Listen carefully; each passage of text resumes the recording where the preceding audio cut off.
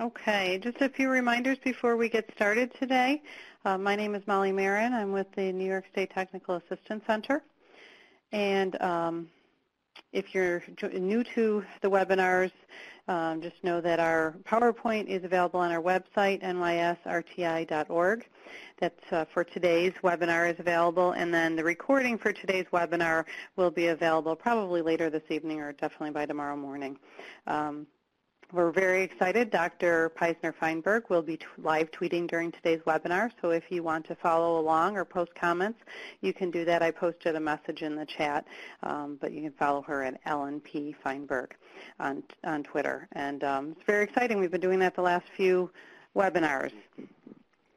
A couple other things. At the end of the webinar, I will post a link to the evaluation. If you could please take a few minutes to complete that, we do very much appreciate your feedback. Last week in the evaluation, a few folks noted that they had some technical issues. I just want to suggest if you are experiencing any technical issues, primarily with things not showing up, you most likely are using Internet Explorer, and I would recommend trying a different browser. We have seen a couple people have issues with Internet Explorer, so try using Google Chrome or Firefox. And I would completely get out of the first window and then open up a new browser and try it so you don't have any audio issues either. Any questions, you can text or you can chat with me in the chat box during the webinar. So without further ado, we're very excited. This is the last webinar in our pre-K series, Recognition and Response. RTI goes to pre-K. And we have with us Dr. Virginia Bysey and Dr. Ellen Peisner-Feinberg. They are senior scientists at the Frank Porter Graham Child Development Institute at the University of North Carolina at Chapel Hill. They co-direct a program of research on recognition and response, a model of tiered instruction linked to formative assessment that was developed and is being validated with funding from the Institute for Education Sciences at the U.S. Department of Education. Drs. Bysey and Peisner-Feinberg and their team have conducted several studies to evaluate the effects of R&R on children's language and literacy skills. In a more recent study, they also developed and evaluated an adaptation of this model for addressing the language and literacy skills of Latino dual language learners.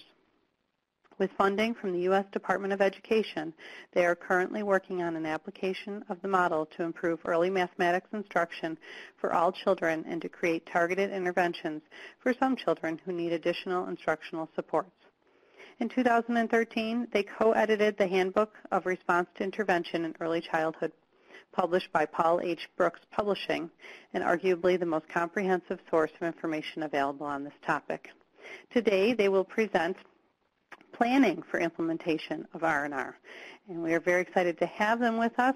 If you have any questions during or at the end of the webinar, please post those in the chat, and at this time, I'm very pleased to introduce our guest presenters and turn it over to them. Welcome.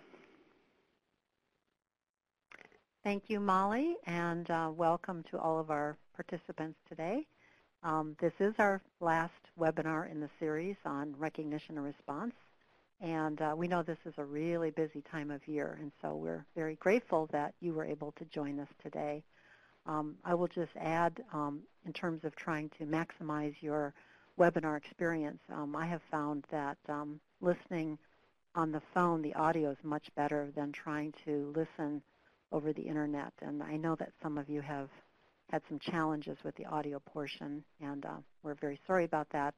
But I'll just share that tip with you. I recently participated on a webinar and found that I had the same experience many of you did. It was very challenging to have a smooth audio experience on the internet. Well, let's get started. We're going to be talking about the very last topic related to recognition response, which is how do you begin planning for implementation? So the goals for this webinar today are to, first of all, consider how strategic planning is used to support implementation. Secondly, we will talk about some of the key decisions that will need to be made prior to adopting and implementing this approach in a particular program or classroom. And finally, we'll talk about the resources and infrastructure supports that are necessary to implement R&R. And we did get a few questions that I will try to address at the end of this presentation, but certainly if you have a question that pops into your mind as you're listening, feel free to put that in the chat box and we will see that and respond accordingly. So implementation, what are the key issues? It's important to acknowledge that the use of RTI with children prior to kindergarten is still an emerging practice. The results of one survey of state administrators from 46 states showed that only 2 states reported that RTI was being implemented fully in pre-K, and only a few states reported having explicit statewide policies addressing the use of RTI in pre-K, and New York is one of those, I'm happy to say. So that was a survey that was published by Linus, Carta, and Greenwood, if you're interested, in 2010. So although RTI holds promise for supporting learning and development prior to kindergarten, we have very little experience implementing it in our field, and additional research is needed to provide direct evidence of the efficacy of this approach with younger children and to guide its implementation.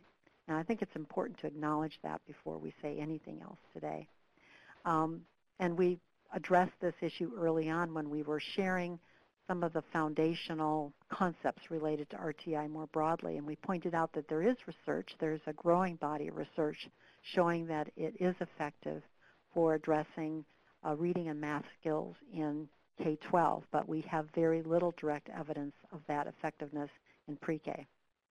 So we just want to make sure that we reinforce that notion, and because it helps us understand the need for further research in that area. Also, there are no specific provisions within federal legislation, something we also addressed early on in the series, nor are there policies or specific guidelines addressing the use of RTI prior to kindergarten. And because of this, the field faces a number of significant implementation challenges because we just, in the absence of these policies and specific guidelines, there is a lot of confusion about what we mean by RTI and what is necessary to implement it effectively.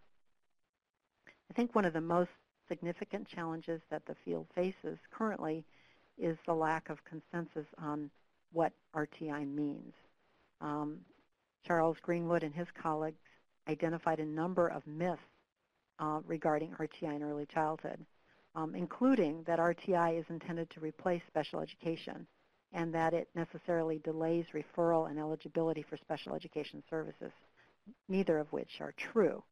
But those are myths that sometimes become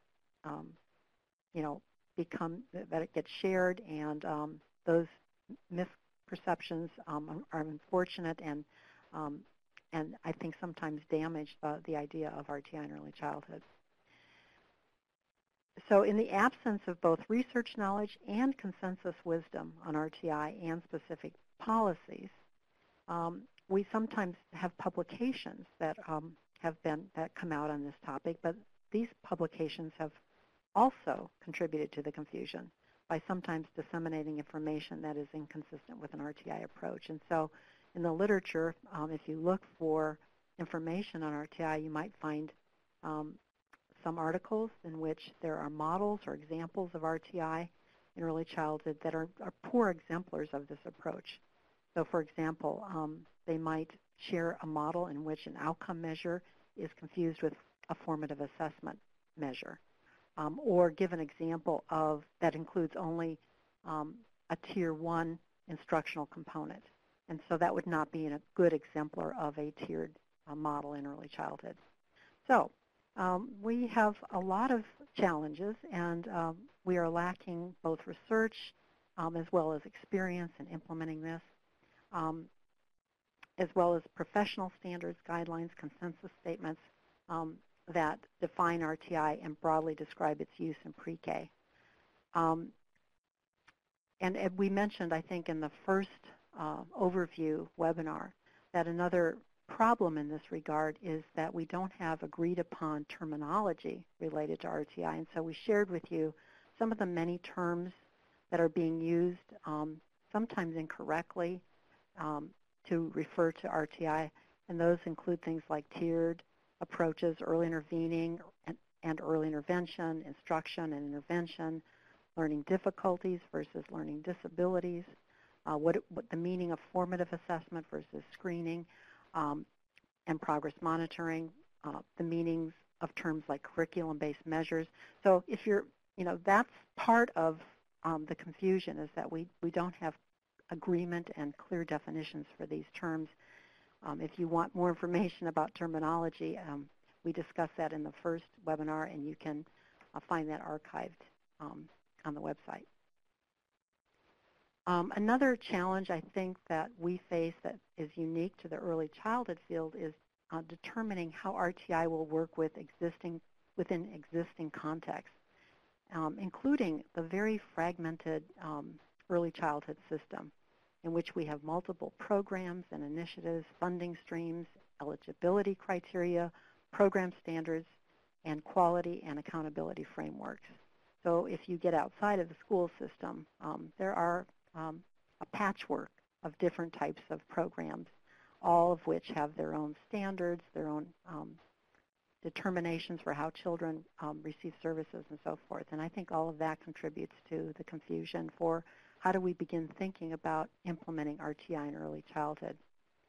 I think with respect to RTI, this problem is compounded by the pressing need for systemic supports for implementation. We're talking about adoption at the program level versus the classroom level, coordination between general and special education, and integration within existing program practices. And so that's a very challenging context, and it's going to take a lot of time and resources for us to figure out exactly how we're going to implement in that particular context and the kinds of infrastructure supports that will be needed for RTI to work effectively. I think an important issue that the early childhood field in particular must resolve is determining family involvement in the absence of procedural safeguards within RTI. Methods of sharing information with families from diverse backgrounds, and opportunities for families to participate in database decision-making in collaboration with early childhood program staff. These are issues that we have not worked out yet as a field and present challenges to programs, districts, states that are interested in adopting recognition response or a tiered approach. And then finally, a very significant challenge to implementing RTI in our field concerns the lack of resources that are currently available to support this approach. In the context of school-age RTI, as we have talked about before, there are many, many more resources available to support implementation, both with respect to formative assessment, technology-based assessment tools such as AIMSweb and the DIBBLs and so forth, and a range of validated intervention protocols and small group lessons that are available for use within RTI. We do have some resources for implementing RTI in early childhood, and we'll be talking about those later, but I'll just mention a couple of them. One is there is a center, the Center for RTI in Early Childhood, called CRITIC, or Critique sometimes for short, but again it's CRTIEC, and that stands for the Center for RTI in Early Childhood. That was funded by the U.S. Department of Education and primarily was funded for the research team to conduct additional studies that focused on formative assessments linked to research-based interventions in the area of language and literacy. So you can go there to find out more about what was developed through research and what is currently available.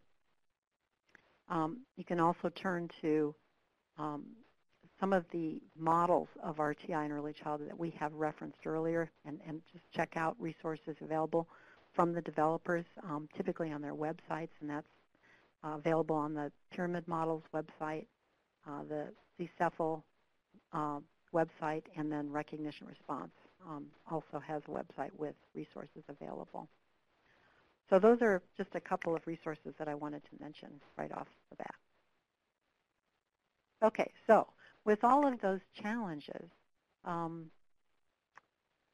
know, we can say that RTI is still promising, and that there is a rainbow, and there's a pot of gold at the end of that rainbow, we think. But it's going to take a concerted effort in the field for us to get there. The other point I wanted to make is that practice can't wait, and teachers can't wait. Children can't wait. And so what we're seeing is even before we have all of the research evidence that we need, even before we have all of the policies that we need, even before we have all of the guidance that we need, we're seeing that in early childhood programs, we're seeing that some components of a tiered approach are being adopted and implemented in early childhood classrooms. And so we're seeing elements such as formative assessments happening. Sometimes those formative assessments aren't linked to targeted interventions for some children, but we're seeing that, at least on the formative assessment side, some movement, some attempt to begin implementing this approach. We're seeing more usage of small group instruction, another indication that the field isn't waiting until we get this all figured out. They are moving in the direction of adopting some of these components. And just a reminder, we are talking about the recognition response model specifically in all of our webinar presentations that begins with a Tier 1 foundation focused on addressing the instructional needs of all children, which includes having a comprehensive core curriculum and intentional teaching of that curriculum and some method of formative assessment for all children at regular intervals throughout the year. And then on top of that, we're talking about having Tier 2 interventions for some children who need them. And those children are determined on the basis of formative assessment so that teachers don't have to intuit which children might need additional instructional supports. They're actually using data from their own assessments that they have conducted to determine that. And these children get explicit small group interventions augmented by embedded learning activities. Formative assessment continues to happen here so that we can monitor the progress of these children and determine if adjustments are needed. And then finally, Tier 3, for a few children who demonstrate or show us that they needed even more intensive individualized supports on the basis of formative assessment. We know that. And so these are the scaffolding strategies that teachers use primarily at Tier 2 in the small group lessons, but those can also be used throughout the day, throughout the curriculum at Tier 1, consisting of modeling and peer support and prompting and so forth. So we talked about that in one of our earlier webinars. And then surrounding this entire system is something that we think is critical to implementing this approach, which is the collaborative problem-solving process. And later in this presentation, I'm going to share with you a video example of just a little snippet of one meeting, one collaborative problem-solving team meeting, so you can get a sense of the kinds of conversations that happen in those places and the supports that teachers offer one another when they are implementing a new intervention together. So we'll say a little bit more about that later. Okay, so let's move to thinking about the steps that are necessary in planning for adoption of recognition response. And I think this would apply to adoption of any tiered instructional model. So we start with a series of questions, and we have basically used these questions with other school districts that have decided that they wanted to move in the direction of adopting recognition response. And these are the kinds of questions that we have assisted those school systems in addressing as they have moved forward in the planning process. First of all, we start with which programs and people should be involved. And I think that seems like a fairly straightforward question, but it's very important because sometimes there's a determination that only a certain type of program will be involved, at least initially in the first phase, and that will determine which people would be involved as well. To what extent will families be involved? To what extent will various specialists who interact with early childhood teachers and other staff be involved? And so that's a very important question. Another key question in planning for adoption is, where will RTI be introduced? And it's related to that first question. So for example, if the decision is made that, that it will only be introduced in blended Head Start classrooms in which Head Start is blended with another type of early childhood program, I think that will be important to notice and to acknowledge in terms of figuring out which people will be involved in planning for implementation. If RTI or R&R will only be implemented in primarily in special education classrooms or in inclusive programs, again, that decision will have an impact on who will be involved. A third important question is, how will decisions be made? Will these be made by an administrator? Will the decisions be through some kind of consensus process? Will there actually be voting? So it's important up front to figure out how decisions will be made. If you bring a group of people together and you engage them in strategic planning, then there needs to be some consideration given to decision making and how those decisions will be made, what processes will be used, and so forth. And then there will be information that will need to be communicated to someone. And how will that get communicated? As decisions are being made, there will be records of those decisions. And that will need to be shared with people at the meeting, people who are not involved in this planning structure. Information will need to be shared with families, perhaps. And so some consideration should be given to what form the communication should take and for which audiences the communications are intended. And then finally, what is the context for implementing a tiered approach in early childhood programs in classrooms? Is the context, are these classrooms that are inclusive, for example? Are these classrooms serving both children with and without disabilities? Are there other children eligible for other types of services being served in these classrooms? What's mandated by the school district in terms of instructional time? What curriculum is being used? So it's all the contextual aspects of this, and all of these are important to think about and to take note of.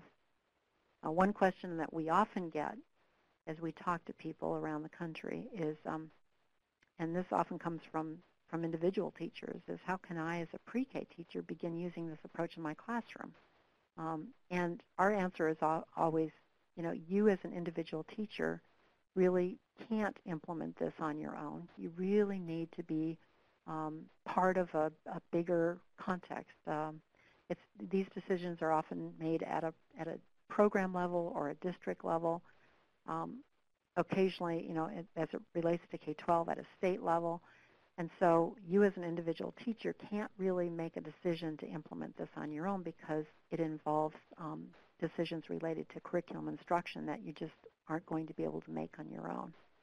So that would be our answer, but you could certainly work to try to convince people in your system or program that this might be an important idea to explore together.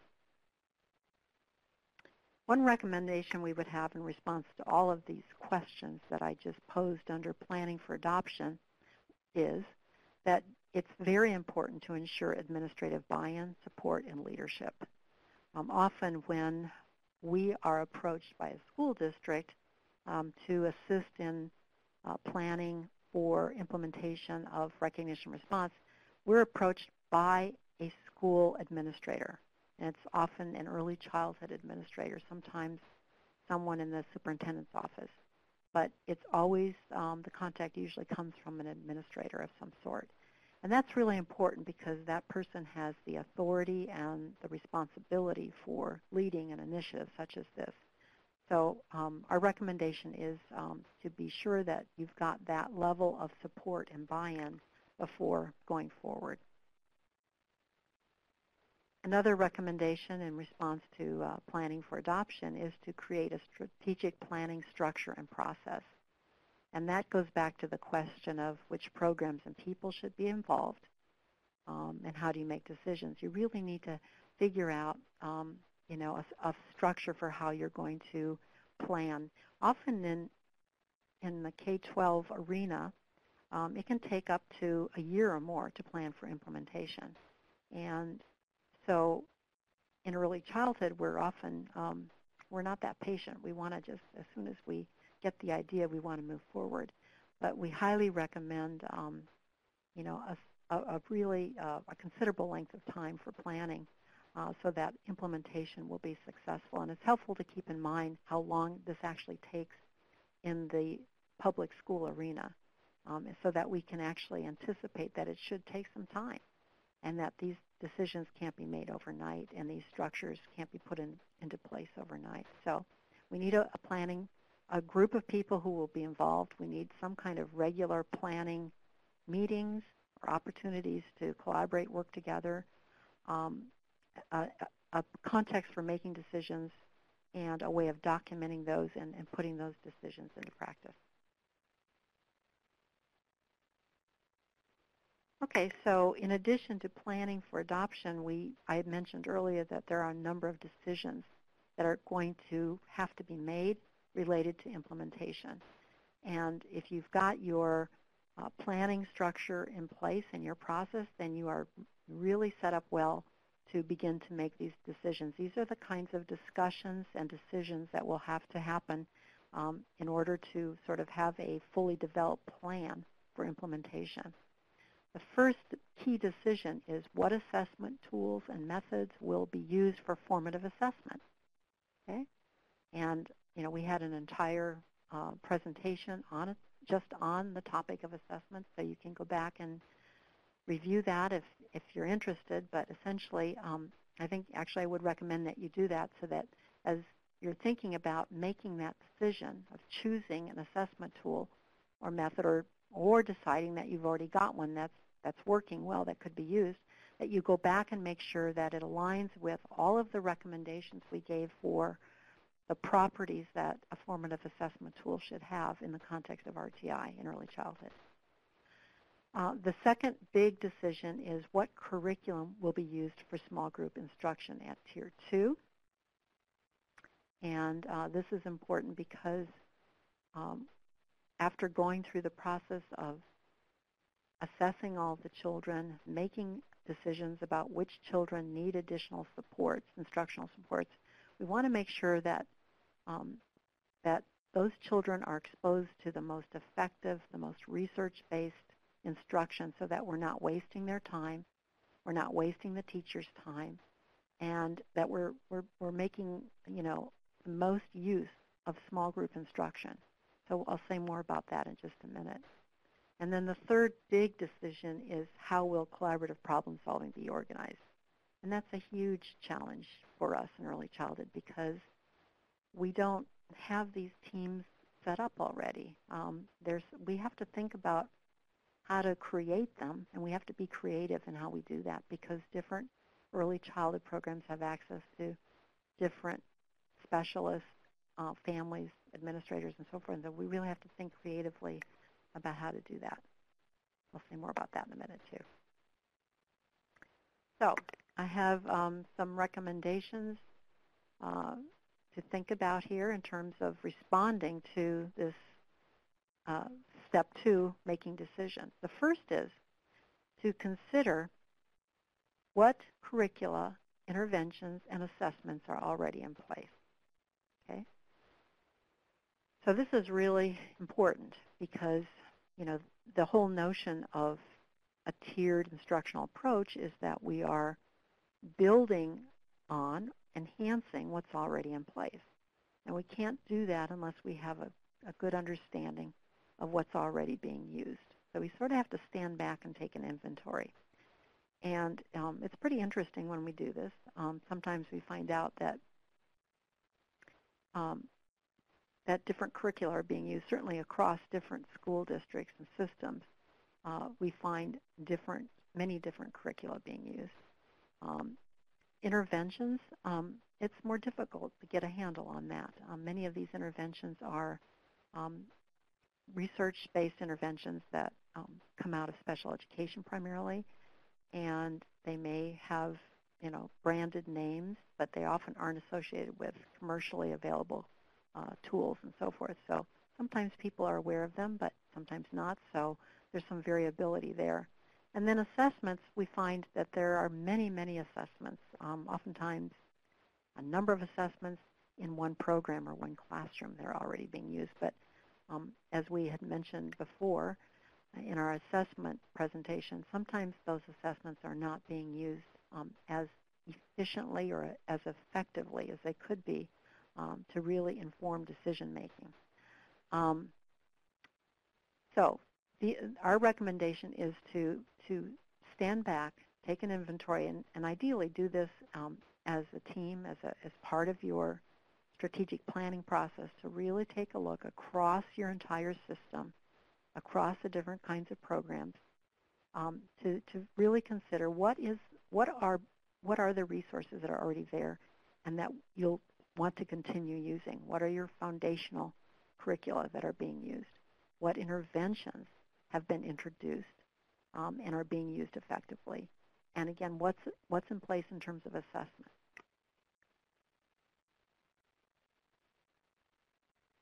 One of the tools that we often hear about in terms of assessment is Teaching Strategies Gold, and that, of course, is the curriculum-based assessment that is being used in conjunction with the creative curriculum.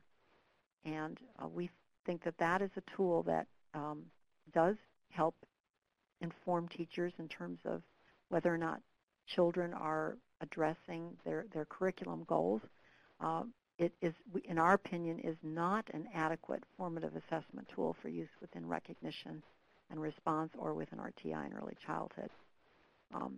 So that's the kind of assessment and the kind of discussions I think that a team would have, is looking at what they're using, what they're being used for, and deciding whether or not what is already being used is adequate for the purpose of an RTI approach. The same thing is true with respect to curricula. We often hear that creative curriculum is being used, or high scope, or the OWL curriculum, or a number of others. And again, having something in place as a foundational curriculum is an important starting point, but by now I hope you would agree with us that that one curriculum, no matter how good it is, no matter how research-based it is, no matter how good the teacher is, that one curriculum will probably not meet the needs of every single child in any particular classroom. But it's important to know where you're starting from. Another recommendation with respect to making decisions is to determine what aspects of learning and development will be the focus of an R&R approach. And we would recommend that you start with one focus area. So, and that could be language and literacy. That's where we started in our research. We have now made a pivot to focusing on mathematics instruction. And then outside of R&R, social emotional development and challenging behaviors could be yet another focus of a tiered approach. But within R&R, we focus primarily on learning as opposed to social emotional development. So we would suggest focusing on one or the other, either language and literacy or mathematics, but not trying to do both at the same time.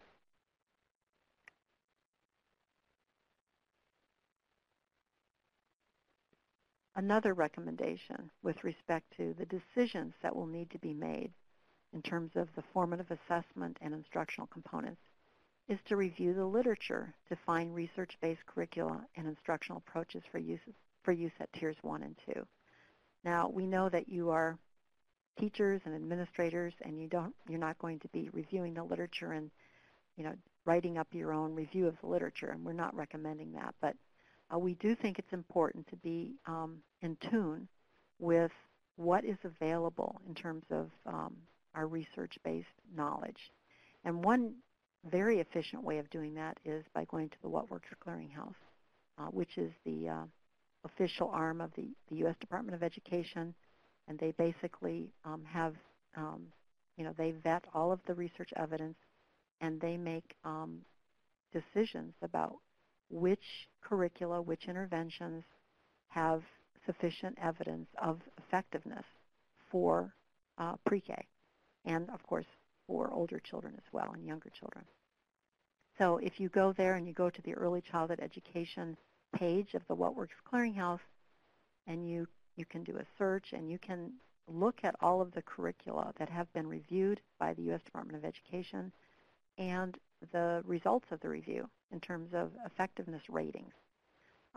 Take a look at what curriculum you're using and see how it, how does it fare in terms of the What Works Clearinghouse evidence-based standards. It's important to know that, and I think it's important to see what other curricula could be used if you're going to be developing a tiered approach. You might be needing to adopt another one, and this is a good starting point. Another recommendation that we often make to school districts that are moving toward adoption and implementation of R&R is to start with determining if any adjustments are needed at Tier 1. And of course, we start by thinking about very broadly. If you do take an inventory, you might find that there is a curriculum that is required by the program or the district, but that it's not being fully implemented. And this is quite common. What we find sometimes the curricula are sitting on the shelf, they're not really being implemented. Certainly if we find that there is no Tier 1 curriculum, that is something to take note of and would need to be addressed before moving forward. The other thing to take note of is the use of either too many or not enough assessments. And just making note if assessments are being used correctly, if they're being used for the purpose that they were designed to be used for, and making those kinds of adjustments, making sure, for example, that there are opportunities for children to learn language and literacy and math concepts throughout the day and throughout the curriculum, making sure that the learning centers present children with appropriately challenging opportunities to learn those concepts, and that those get changed regularly to address children's growing skill levels in those areas. And so those are the kinds of things we recommend people look at. What's happening at Tier 1? What is the quality of the instruction in the program at Tier 1? And make those adjustments before trying to map onto this Tiers 2 and 3.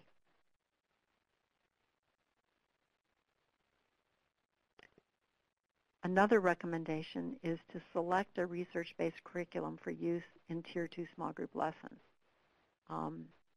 We do not recommend that teachers create these lessons on their own.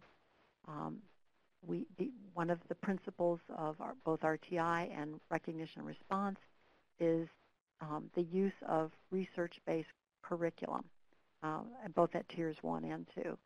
So we need to have something that's research-based, that has an appropriate scope and sequence, sufficient repetition built in. And so we're going to have to figure out a way to select a curriculum at Tier 2. I think there are a couple of options for how to do that. One is to, as I suggested earlier, go back to the What Works Clearinghouse and do a review. Just scroll through all the curricula that are there. There aren't that many. It won't take you that long. but especially in the area of mathematics, you won't find that many. But in language and literacy, there are a number now, but not too many for you to actually review.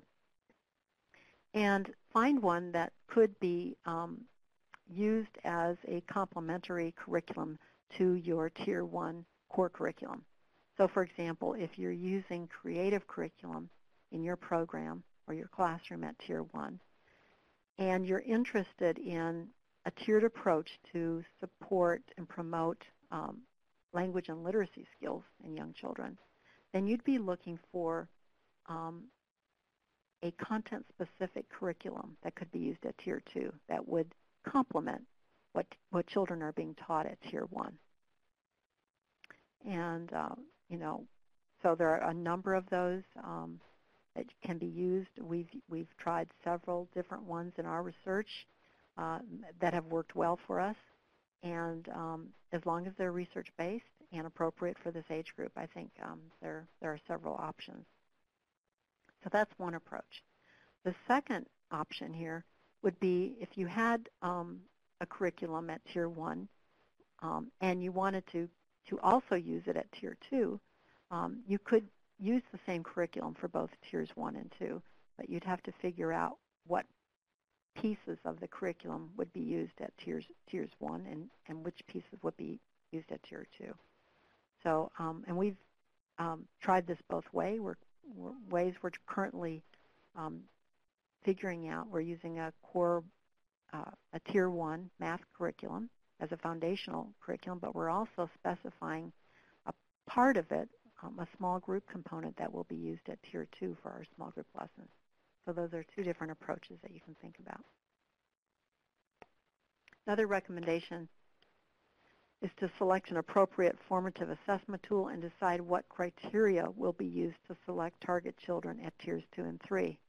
And I think this recommendation, I think, makes it pretty clear why an individual teacher can't decide to implement recognition response or RTI on his or her own. These are very important decisions. They need to be made at the program or district level, and they need to have approval at that level as well. I think I've already mentioned how important it is to choose the right formative assessment tool, and there was an entire presentation on that. I believe, too, that we touched on the notion that we have to create some criteria for how we will select target children at the different tier levels. And so you can review the assessment presentation, but essentially the approaches involve using a local norms approach, where we really just think about comparing children to their peers in the classroom and make decisions that perhaps the lowest 25th percentile will receive the tiered or the targeted interventions. That's one way to make a decision. Another is to use national norms and to compare children to a normed sample. Unfortunately, in early childhood, those don't exist yet for formative assessment tools. So although that's possible to use that approach in K-12, it's not yet possible in early childhood. Cut scores is another way where you basically determine a point at which a score where children below that score will be included as part of a target group of children. Again, that's not a well-developed approach in early childhood yet either, but hopefully in the future it will be. So for now, it's the local normed approach that we're relying on primarily.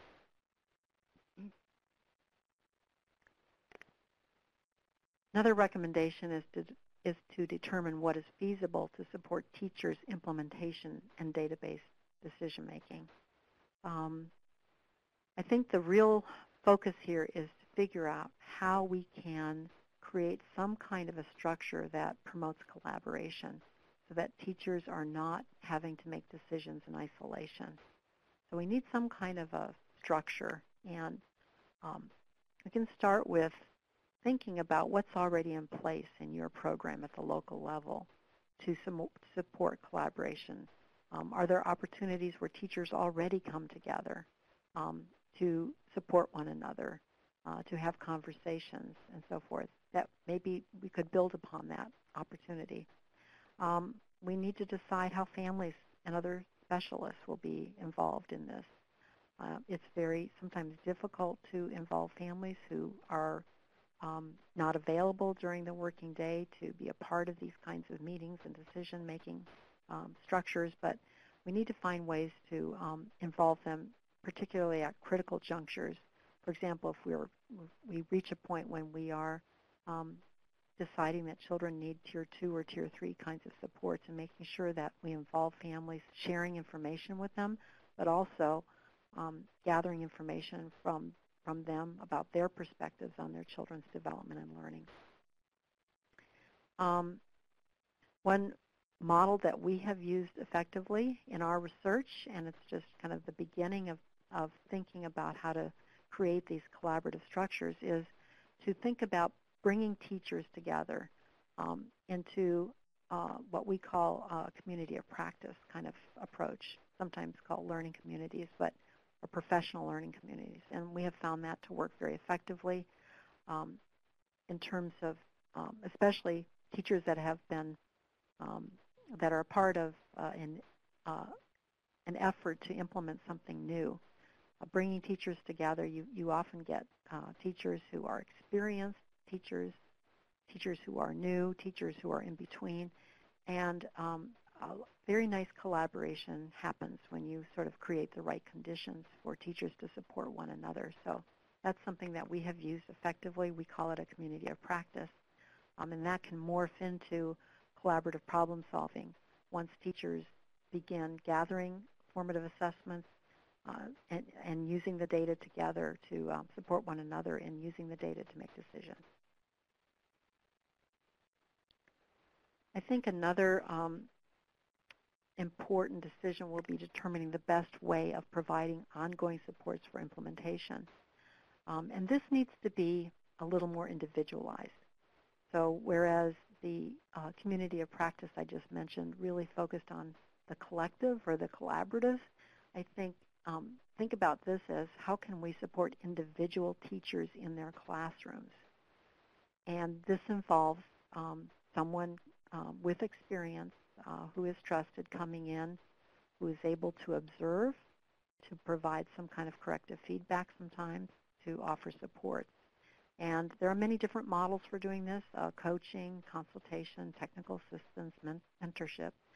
Again, all of these approaches are nice ways of addressing the individualized needs of teachers as they go about the business of implementing recognition response, or RTI, in early childhood. It needs to be individualized because we find that teachers often fall along a continuum or a spectrum in terms of how easy or difficult it is for them to implement something new in their classrooms. Some teachers find it very easy. They catch on right away. They get their formative assessments done quickly on all of the children. They just catch on. They are just naturals in terms of working with those children in small groups and using the data to monitor progress. And then we have teachers who, it takes them much longer to understand how to administer the assessments to young children and to do it in a way that doesn't sort of spread it out over too many days or too many weeks. But we find that most teachers with adequate professional development, or I should say high-quality professional development and ongoing supports, are able to learn these new skills and are very good implementers of the intervention. We just often have one or two that struggle, but we try to individualize and support them as well. Okay. Finally, we're going to move to talking about getting right down to the actual planning for implementation, because we've now thought about, all of the decisions that we need to make. We have, created some kind of a structure for making those decisions and a process. So now we're just going to get right down to the nitty-gritty here in terms of thinking about the actual plan so that we're just ready to implement in the fall. If we think about this whole planning process as having been conducted over part of an academic year or a whole year, we are now moving toward implementation in the fall. So the first thing we would recommend is to create an overall plan for implementation. And what I've tried to do here is just list what I think are some important elements of that plan.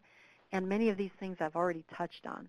So I won't say too much, but we'll just kind of touch on what we think should be a part of this implementation plan. The first is the assessments and curricular components that will be used within recognition response. And so, as we've talked about, you've got the structure, you've made the decision, and so the plan just needs to basically represent those decisions. What assessments will be used and what curricula will be used. The plan also should have a timeline so that teachers know exactly when they're supposed to conduct those formative assessments. Fall, winter, spring, but that's not enough information. It has to be more detailed than that. It has to specify an actual window of time when you're aiming for all of those assessments to be completed. Okay? So we'd actually specify a time in the fall, one in the winter, and one in the spring for those. Okay? Same with the tiered interventions. When do the small group lessons start in the fall and when do they end? When do the small group lessons begin in the spring and when do they end? Okay? So the timeline should be very clear.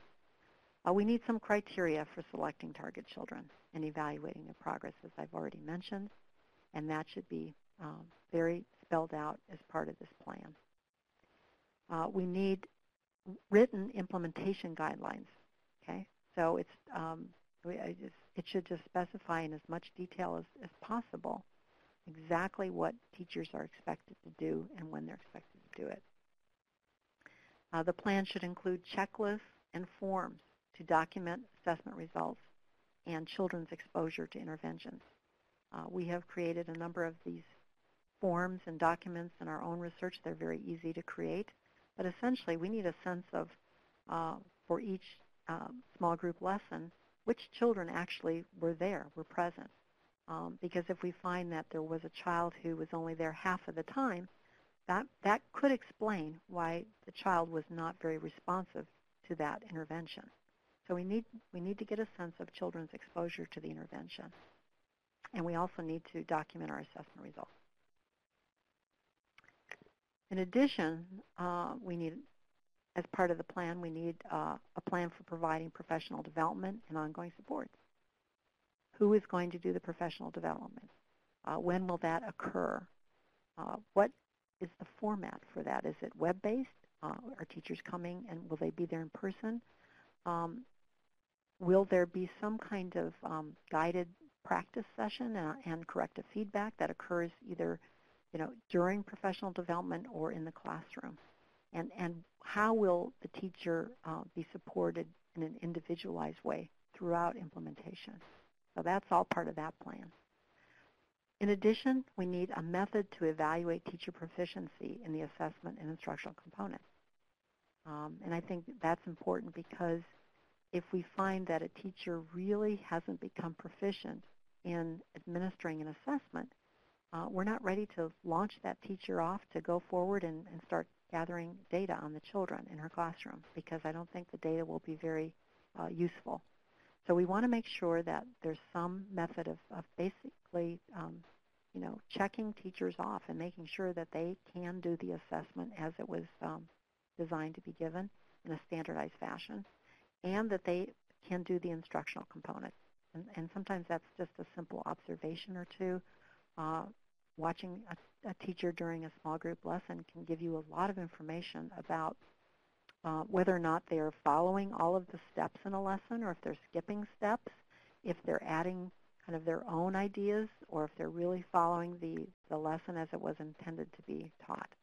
Are they using the materials that go with the lesson, and so forth? So these are the kinds of things we look for when we are basically ready to say, yes, this teacher is ready to go. We need to, as I've mentioned a couple of times, we need a structure for collaborative problem solving and information sharing. And then finally, this is a luxury, but I think it would be important if programs have the resources to think about data that they can use to evaluate this intervention. An obvious source of data that they will have without gathering anything new is the formative assessment results that they'll have on all of the children. And you'll have that at 3 points throughout the school year, fall, winter, and spring. It would be recommended, it would be ideal if you could have additional assessments that are norm reference, but we realize that that could be challenging for most programs, but ideally it would be recommended to have some additional assessments so that you could look at children's learning and development pre and post introduction of the intervention. So, as promised, I want to share with you a short video clip, and this is an actual community of practice meeting. It's not one that we staged.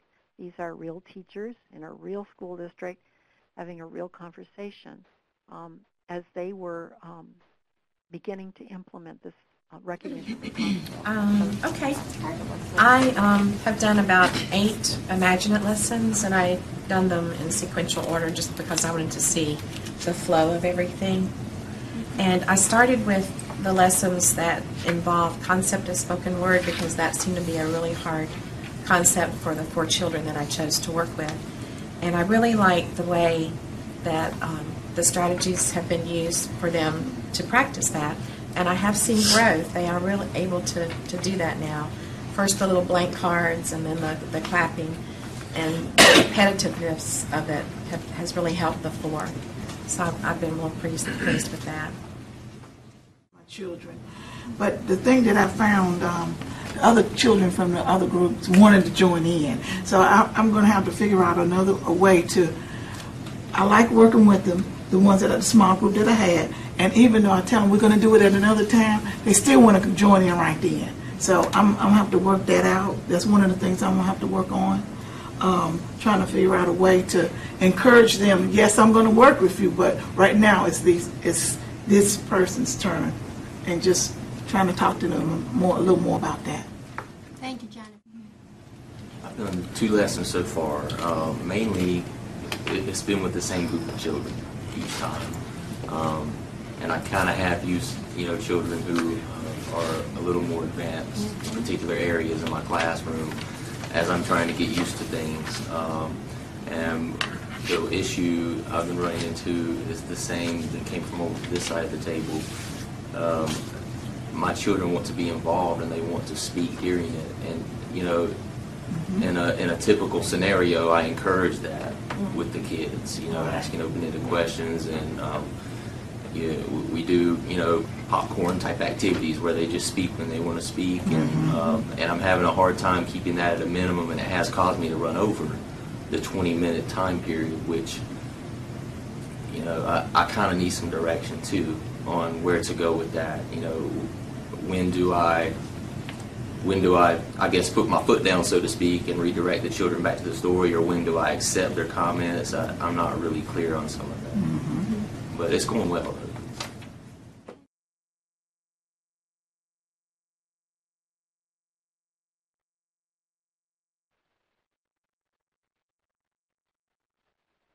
Okay, so you now have seen an example of a community of practice meeting. And I think it gave you just a sense of the kinds of conversations that can occur in a context where people trust one another. They're not evaluating one another. The whole point is to share information and to collectively problem solve and to support one another. So when it works well, it's really a very nice thing and very essential, I think, for supporting implementation of something that's new in a classroom. So we're going to kind of start to wind up now and review what we talked about. I think we looked at some issues related to implementation. We discussed strategies related to adoption and planning necessary to support implementation. We discussed some of the key decisions that will need to be made related to the assessment and instructional components. And we looked at an example of collaborative problem solving within R&R. I think one question that I have for all of you to think about, obviously you can't give me your answers, I regret, but you can think about and reflect upon this, is what will you do with the information that you have gained, not just today, but throughout the entire webinar series. I hope that it has helped you appreciate some of the very wonderful practice that's already in place in your program and in your classrooms, and I'm sure it is. And perhaps raise some questions for you about, what you could be doing differently if you wanted to fully implement a tiered approach. I hope it's raised questions for you about what you might do next, who you might approach, what kinds of conversations you could have, what information you need to seek out so that you could actually move forward in thinking about how to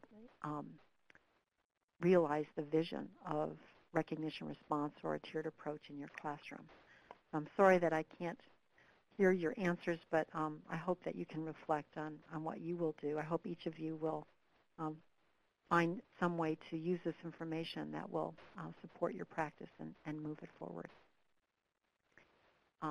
At this time, I'm going to just, these are some of the, just two references that if you want more information from the handbook. I want to, I think we have a little bit of time left. And so I'm going to share with you a couple of questions that we got. I don't see any questions in the chat box. That means I must have answered everybody's question, and there isn't a single question out there about implementation. So that means I did a really good job today. Now, Ellen is telling me that's not true. I'm going to read a couple of questions that, that I received. One is from an administrator who is interested in supporting a recognition and response approach in her programs, the ones that she oversees. And her question is, how do I get started? I love that question because it's coming from an administrator, and I think that administrator has the power to really actually begin being a change agent in her school district. And I would recommend that she think about a couple of things. One is, I bet there's an RTI coordinator in her school district who is in charge of RTI for K-5 or broader, or at least K-3, and that she thinks about meeting with that RTI coordinator and having a conversation, because I think that person could be a wealth of knowledge for her about how to get started. So I would recommend becoming that person's best friend and really partnering with that person. Another recommendation would be to start to research the different conceptual frameworks that exist in early childhood. Figure out which one you think would work best for what you want to accomplish. If you're more interested in social-emotional development, you probably want to take a look at the pyramid model. Second Steps is another one that you might want to take a look at. If you're interested in academic learning and language, literacy, and math, we, of course, would recommend recognition and response, but we also don't know of another model out there right now that addresses academic learning. But I would recommend to get into the literature, to actually just Google these things and see what you can find out. And then my third recommendation would be to partner with a university team, researchers, experts in the field who could really be good partners in this work with you. So those are a couple of ideas. There's another question that I got about where can I go for more information and resources. I've mentioned the Center for RTI in Early Childhood, Critique. That's a good place to go. And again, pyramid model, recognition response, building blocks. Those are three models that have been operationalized for early childhood. And the Handbook of RTI in Early Childhood that Ellen and I co-edited is another good resource. I've got another question here. It says, my program already uses formative assessment, but teachers are expected to come up with their own individualized interventions. Where do I go from here? So this is a really good question, and I hope this teacher, if she's been listening in, has a few ideas about how we might respond to this. First of all, we don't think it's really the right approach or even fair to expect that teachers would come up with their own individualized interventions within a RTI kind of an approach. As we said, these need to be research-based. They need to be, from a structured curriculum, and it needs to have scope and sequence, a plan for how to teach children skills, one skill that builds on the next, and so forth. And so teachers can't be expected to just do this on the fly. It just doesn't make sense. So my recommendation would be to work within your program, within your administrators, to help them understand that it might be more effective to, as a school district or as a program, to work together to determine a curriculum that could be used, or a part of a Tier 1 curriculum that could be used as the basis of your small group lessons. And then finally, I've got a question from a teacher who says, I'm excited about using this approach. I heard about it at a conference. I'm not sure how to get started. And I think that all of you who've been listening in would know how to respond to this question. My response would be, unfortunately, this is not something that you can do on your own. You really need to figure out a way to do this as part of your program, a group of school personnel coming together, making a decision to adopt this approach, and then creating an implementation strategic planning team and moving forward in that direction. Hopefully this presentation has helped everyone understand that that is the best way to proceed. So I see another question that has popped up. What kind of funding may be necessary to begin this process? That's a good question, and I didn't talk about it at all. Within IDEA, there are funds that are available for schools for K-12 to think about using a portion of their money for RTI. Unfortunately, pre-K was never mentioned in the provisions in RTI in the IDEA legislation. So there are no funding mechanisms through any kind of federal legislation that I know of. Sometimes states start with just thinking about this, not so much as needing new personnel or new services, but really thinking about it from the perspective of how can we make our existing early childhood programs and services of better quality? How can we raise the quality in those programs? And so this kind of approach, this looking at what you're doing and trying to enhance it by making sure you have appropriate formative assessments, by making sure you have comprehensive core curricula and perhaps complementary curricula that are research-based. These are all steps that could be put into place to improve the quality of an existing program. We're talking about teachers implementing this, not specialists. And so it does mean that teachers are going to have to get professional development. So you have the costs related to professional development. But teachers have to get professional development anyway. So this could be a matter of thinking about how to use your existing staff development days with regard to RTI, or recognition response, as opposed to using them on a variety of topics. Maybe there's you could think about devoting some of that time for this approach. In terms of supporting implementation in an ongoing way, this does require the use of coaching or mentors or somebody who can basically support teachers individually.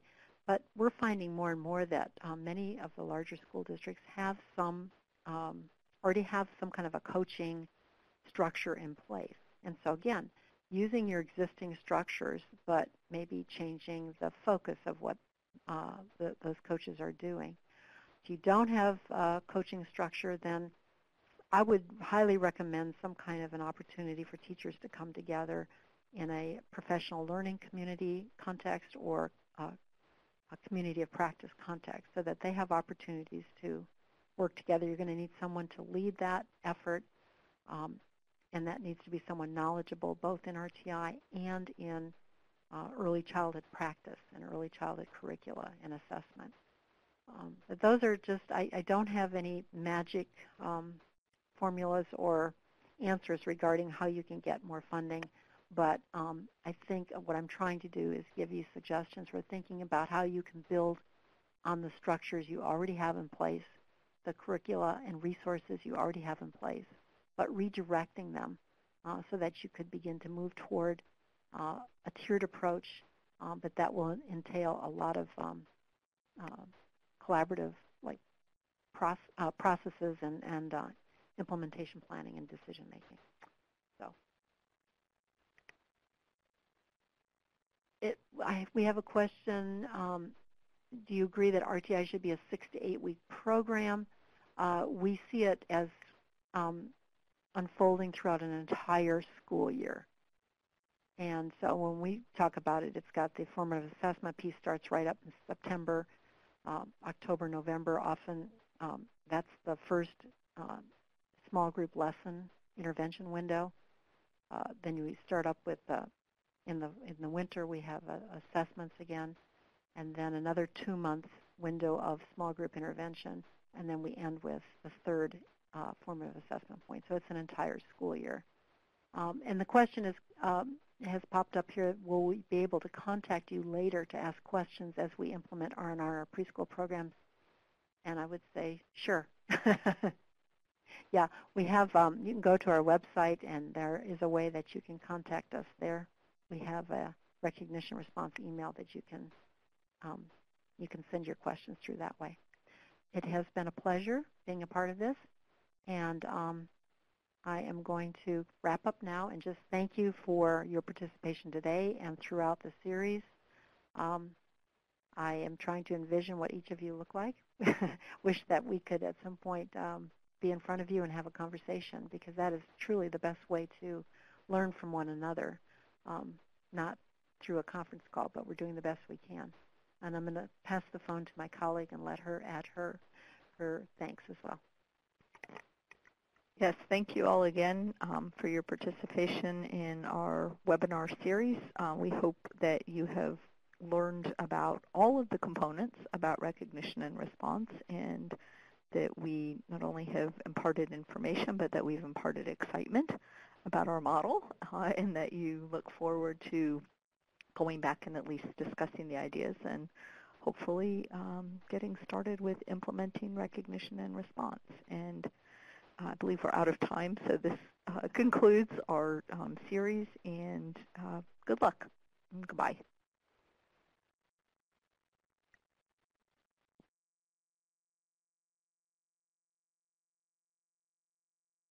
Audio recording for this meeting has ended.